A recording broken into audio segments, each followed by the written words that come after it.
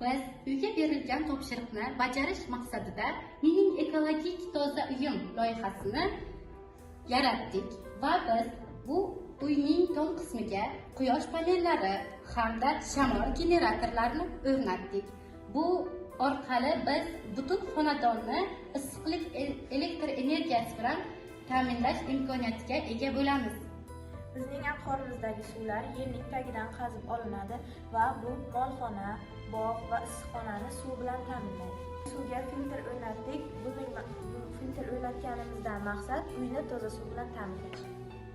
Tuproq unumdorligini oshirish maqsadida qoramol gullardan foydalanamiz va qoramollardan go'sht va sut mahsulotlari ishlab chiqarishga imkoniyatiga ega bo'lamiz. Agar bizning barchamizning uyimizda shu sharoitlar bo'lganda, biz ekologiyaga kamroq zarar yetkazardik va oilaviy baxt